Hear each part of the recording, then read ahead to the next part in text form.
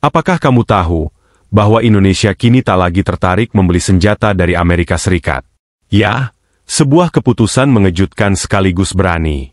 Negara kita mulai meninggalkan dominasi militer Barat dan justru menggandeng kekuatan besar lainnya seperti Rusia, China, Turki, dan Korea Selatan dalam pengadaan alutsista. Mengapa Indonesia berani mengambil langkah ini?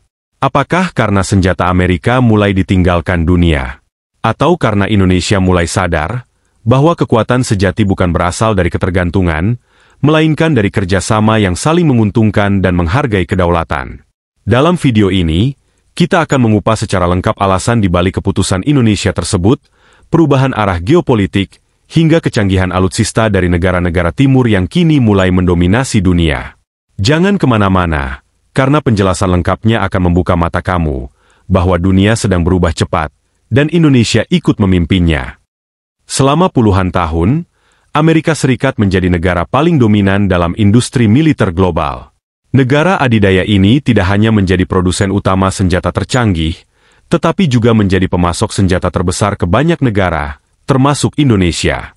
Sejak era Perang Dingin hingga awal 2000-an, banyak sistem persenjataan TNI yang berasal dari Amerika, mulai dari jet tempur F-16, rudal udara ke udara IM-9 Sidewinder, hingga kendaraan lapis baja dan perlengkapan komunikasi.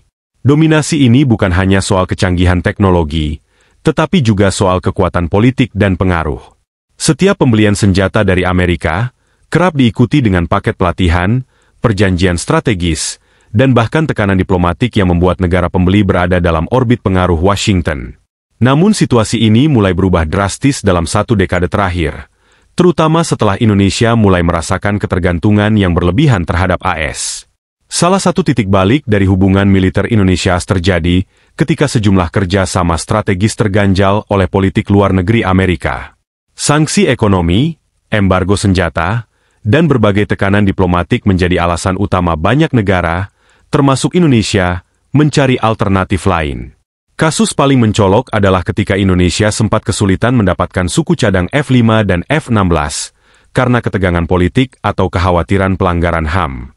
Ketika negara membutuhkan senjata untuk memperkuat pertahanan nasional, Amerika justru mempersulit dengan syarat yang sangat ketat.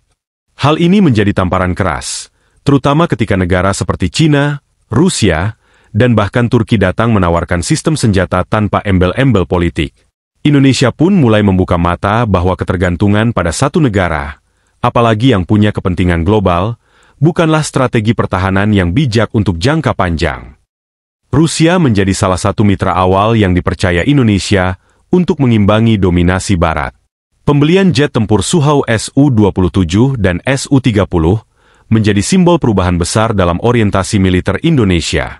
Di saat Amerika memperketat embargo, Rusia menawarkan teknologi yang sama kuatnya dengan persyaratan yang lebih longgar.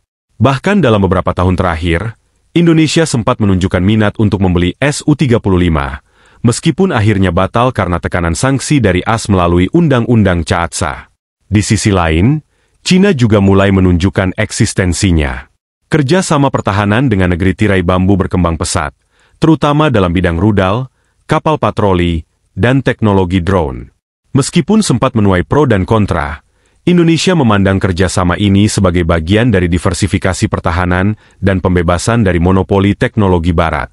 Tak hanya Rusia dan China, Turki dan Korea Selatan kini menjadi poros baru kerjasama alutsista Indonesia. Turki dengan pendekatan industri militernya yang mandiri dan inovatif menjadi favorit baru. Lewat kerjasama seperti pengembangan kendaraan tempur Kaplan MT, Harimau, dan drone tempur Anka, Indonesia mulai merasakan kemitraan yang lebih setara. Turki tidak hanya menjual senjata, tapi juga mentransfer teknologi dan melibatkan BUMN strategis Indonesia. Sementara itu, Korea Selatan dikenal dengan pendekatannya yang pragmatis dan terbuka. Keberhasilan kerjasama jet tempur KF-21 Boramae, pengadaan kapal selam Changbogo Class, dan berbagai proyek pertahanan lainnya, menunjukkan bahwa Indonesia bisa membangun kekuatan militer modern tanpa terlalu bergantung pada Amerika. Model kerjasama ini memberi ruang bagi Indonesia untuk belajar, mengembangkan, dan mandiri di masa depan. Langkah Indonesia yang mulai menjauh dari dominasi senjata Amerika tidak luput dari perhatian dunia. Washington mulai menyadari bahwa strategi, pengaruh melalui senjata, sudah mulai kehilangan daya tarik. Negara-negara berkembang seperti Indonesia tidak lagi mau tunduk pada syarat-syarat politik dalam pembelian alutsista. Apalagi, kemajuan teknologi pertahanan dari Rusia, China, Turki, dan Korea Selatan sudah cukup mumpuni untuk menyaingi produk Amerika. Reaksi Amerika pun beragam, mulai dari memperlonggar regulasi ekspor senjata, hingga mencoba mendekati kembali negara-negara mitra lamanya. Namun bagi Indonesia, ini adalah momentum untuk menegaskan kemandirian. Di tengah ketegangan geopolitik global, Indonesia memilih untuk tidak menjadi pion salah satu kekuatan besar, tetapi menjadi kekuatan regional yang mandiri dan disegani. Langkah Indonesia meninggalkan dominasi Amerika dalam pembelian senjata bukan berarti anti-Barat, melainkan bentuk strategi realistis demi pertahanan nasional yang kuat dan berdaulat. Kedepan, Indonesia terus membangun kekuatan TNI secara merata, baik angkatan darat, laut, maupun udara. Lewat kerjasama multilateral, penguatan industri pertahanan dalam negeri, dan transfer teknologi dari mitra non-Barat, TNI kini perlahan bertransformasi menjadi kekuatan yang lebih fleksibel, modern, dan tak mudah dipolitisasi oleh kekuatan asing.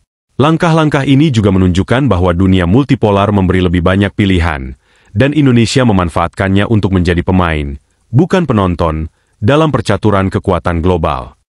Kini, Indonesia tidak lagi terpaku pada satu kutub kekuatan global dalam memperkuat militernya. Langkah tegas untuk meninggalkan ketergantungan terhadap senjata Amerika bukanlah sekadar keputusan ekonomi, tetapi pernyataan kedaulatan. Dengan menggandeng Rusia, China, Turki, dan Korea Selatan, Indonesia membuka babak baru dalam sejarah pertahanannya, lebih mandiri, lebih terbuka terhadap transfer teknologi, dan lebih berani dalam menentukan nasib sendiri. Di tengah dinamika geopolitik dunia yang terus berubah, Indonesia menunjukkan bahwa kekuatan sejati bukan hanya soal senjata tercanggih, tetapi juga keberanian untuk mengambil keputusan yang bebas dari tekanan asing. Dunia kini menyaksikan bahwa dominasi Amerika tidak lagi mutlak, dan Indonesia telah memilih jalannya sendiri, menjadi bangsa yang berdiri di atas kaki sendiri dalam hal pertahanan dan keamanan nasional. Terima kasih sudah menonton video ini. Kalau kamu suka dengan konten seperti ini, jangan lupa like, subscribe, dan nyalakan lonceng notifikasi agar tidak ketinggalan informasi menarik seputar kekuatan militer, geopolitik, dan teknologi pertahanan. Sampai jumpa di video berikutnya.